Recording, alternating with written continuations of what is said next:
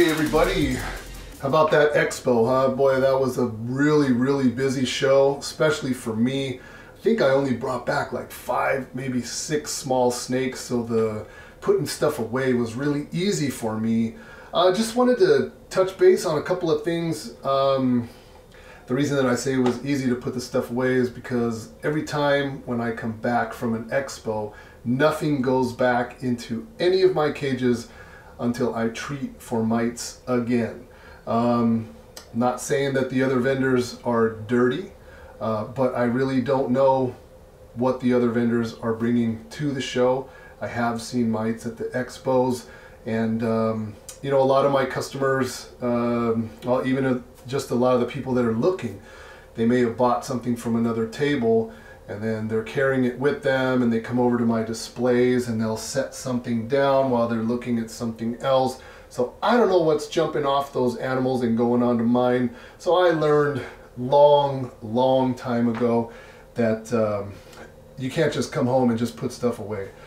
Because chances are you're going to have mites in about 2 weeks after that. So everything gets treated. So the less that I sell at an expo and the more that I come home with, it takes me quite a long time to treat cages and do all of that protocol before I can actually say everything's put away and I can, like, you know, do my thing and go to bed and get ready for work the next day. So anyway, thank you for everybody for coming out. If you were one of the ones that was able to come out and check everything out, it's a really good show. As you saw in my last video, I brought a dragon snake out. I haven't really been saying or showing too much about those. I did have some in my farm video, which was a little over a year ago. I did bring in some, not a lot, just a few. I'm not looking to bring those in any kind of great numbers and sell them. It's not my goal. I just want small groups, preferably, to go to just a couple of very dedicated hobbyists, and I'd like to see those animals take a foothold in the hobby. It seems like everybody has an opinion on them. I wanted to bring one to the expo to give people something to see. The people that are bad-mouthing that species, at least now they've been able to see one with their own eyes, and then of course now they can carry on and bad-mouth the species for not doing well in captivity. They are a sensitive animal. They aren't for everyone. The particular animal that I brought to the expo, I had it already for about 7 weeks prior to that expo date last weekend. It had fed on about 15 tadpoles during that time, and it shed the week before the show. So it was doing good and pretty well established animal. So I felt comfortable in bringing it out, despite what some people had to say about my decision in bringing it out and putting it on display. But you know, that's just how I do things. I try to give people an opportunity to see animals that they don't normally see. So anyway, I brought it out, and that was about it. I've gotten a lot of messages about them, and like I said, I'm not really looking to sell those. Somebody wants to buy one, someone else wants to buy one. I'm looking to place those animals in smaller groups into some capable hobbyist hands. I've already pretty much done that, and I'm not sure how much more I'm going to pursue getting any more. I can get more, but I'm not really sure if I'm that interested in doing so. So anyway, that being said, it was a great expo, had a great time. Got sick after the expo, continued going to work. I didn't miss any of my regular work. And this past weekend, a little bit ill, but you know, things had to be done out here. So I was cleaning cages and taking lots of rests, and it took me, you know, probably 3 times the amount of time to get everything clean. But anyway, everything's clean, and I got everything pretty much up to snuff. A couple things happening. My yellow anacondas are breeding, so that's definitely cool. I'm optimistic about that. My Yellowtail Creepos are breeding. I know a lot of people messaged me about the Yellowtail Creepos, and I kept telling everybody that I sold my animals there and I'm discontinuing that project. Well, what happened was I had a buyer, a customer of mine, kind of strung me along. He wanted them, he wanted them, he wanted them. I just wasn't really pushing him on them. And basically this went on all summer, and then eventually he just went quiet, and now I haven't heard from him for a number of months already. So, you know, I had him here all this time. I've been doing all the feeding, getting them up to body weight for breeding again. And so they're still here. They are breeding. I've watched them breed a couple of times, had a couple of lockups on those guys. So just feeding them up. And if you're interested, go ahead and hit me up. I've already started a waiting list. Hopefully I'll get some eggs out of those guys.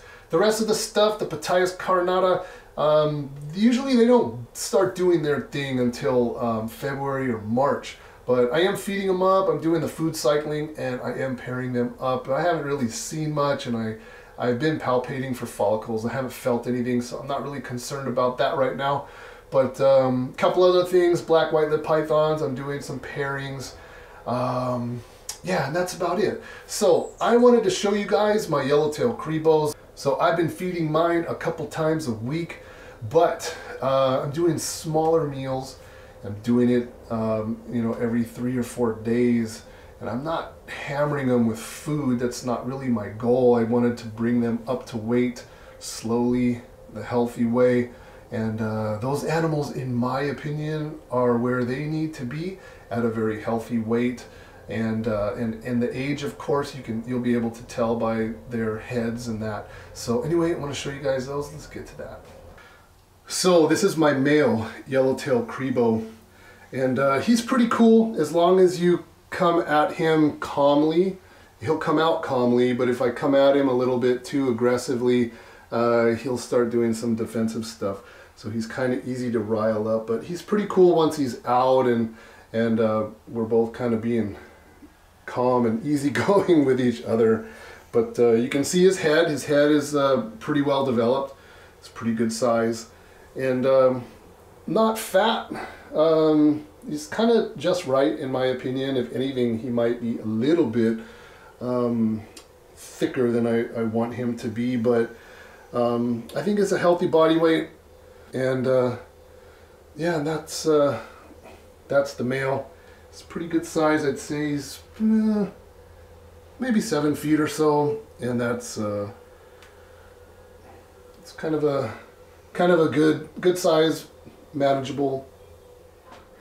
So this is the female. I'm feeding her just a little bit heavier than the male. The male is more of a maintenance feed, and for her, because they've been locking up in the last couple of weeks, just want to make sure that there's enough food to stimulate her to go ahead and cycle. So she's smaller than the male. The males typically will get bigger than the females.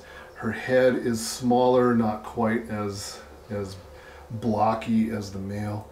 But yeah, anyway, so this is the pair that I have going again. And you know, every year they're getting bigger and bigger, and the clutch sizes also get a little bit bigger every time. So, and I've been palpating every couple of week or so, every week or so, something like that, and I don't feel anything yet, but it comes on fast, and then the development goes pretty quick. So, but the animals are cool. They're pretty mild-mannered, and as long as you're cool with them, they're pretty much cool in return. So that's that pair. I want to show you guys something else. Not a lot of people are working with these. This is the Papuan Olive python. Really interesting snake. I've messed around with these for many years. Not so much consistently. They've kind of come in and out of my life. But about a year ago, I did get 3 animals off the farm, and they were wild caught animals. Males are very far and few between, but in this particular group of 3, it ended up being 2.1. It was 2 males and 1 female. Now, these snakes are known to eat each other, especially when putting them together for breeding. A lot of times the females will consume the male. So when I sexed these animals out and I had 2.1, I was completely expecting, almost betting on it, that I'd have 3 girls. And so to have 2 males in there, I thought, wow, this is pretty good. I actually have a decent shot at breeding these, and if one of them does get eaten, I actually have a second shot at it. So anyway, I kept those for myself. I've been raising them up. They were a bit on the small side when they first came in. They were younger animals, and so they're getting up there in size. Typically, they will kind of change color, even on a daily basis. They can go from really, really dark, and then they can lighten up somewhat to a dark green color. And every once in a while you get that one animal that is a really beautiful shade of green, and I want to show you that animal. Please do not measure all Papuan pythons by this animal. This animal is a bit different. I have seen them before like this, but typically they don't all look like this, so don't judge them all by this animal. But I want to show this animal to you. Now, earlier I was cleaning some cages, and my female tagged me in the wrist, and luckily with the type of weight training that I do, I wear a lot of lifting straps, and the skin here is actually a little bit calloused up, so it didn't really do too much to me. It didn't actually hurt. I think a lot of the nerves in the skin in my wrist are kind of damaged a little bit from the heavy lifting with the wrist straps rather. So anyway, it wasn't so bad, but you know what, it does happen. I mean, working with animals. You guys, look how beautiful this snake is. It's actually acting very nice. Female is really bitey. I have her on one of the top cages so she doesn't see me, because she'll just continually strike at any movement. But this animal right here is a lot different. I've never had this animal out. I know I say that all the time, and I'm not making it up. I just don't pull animals out very often. But this animal's very, very mild-mannered, very cool, and very, very beautiful. I mean, look at that color. That is amazing.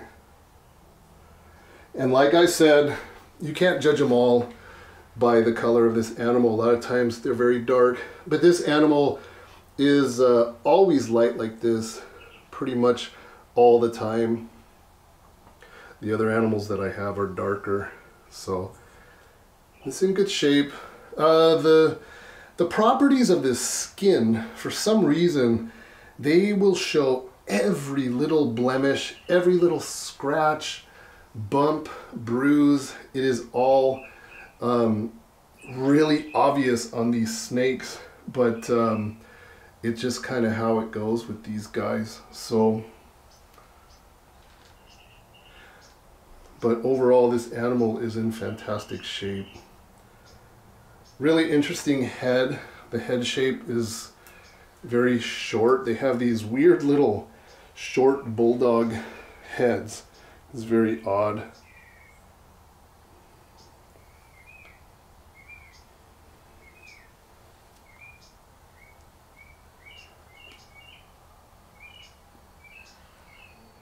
But really cool snakes. I really like these guys, and they get very, very big. So not easy to breed. I know last year one guy here in the US, he did get a clutch. Very lucky. Nice work on that one. That was really cool to see. But anyway, that is them. And just wanted to show you guys something a little different. One of my favorites. So not sure if I'll be able to pull off any breeding, but we're gonna try. Really strong animals. This animal is really tight on my arm, so we can get it back. All right, you guys, thanks for watching. Just want to come at you, give you a quick little something to watch, a little bit of update on the breeding show update as well, and yeah, that's about it. So hope you guys enjoyed that. Try to show you guys something that you don't see very often. All right, thanks for watching. We'll come at you again here at some point. I do have a shipment coming from Indonesia, I believe next week, actually. So, I pretty much have like very, very little surplus here after the expo. That back room is almost empty. This whole wall right here is empty. and these guys are basically my breeders on this side, so I don't really have a whole lot of surplus, but we will fix all of that next week and try to do an unpacking video for you guys. It's going to be a little bit challenging because I'm by myself, but should be some interesting stuff in that shipment. I'm not going to say anything right now, but I will come at you guys again when that shipment lands and show you guys what I got. All right, thanks for watching. Take care, you guys. See ya.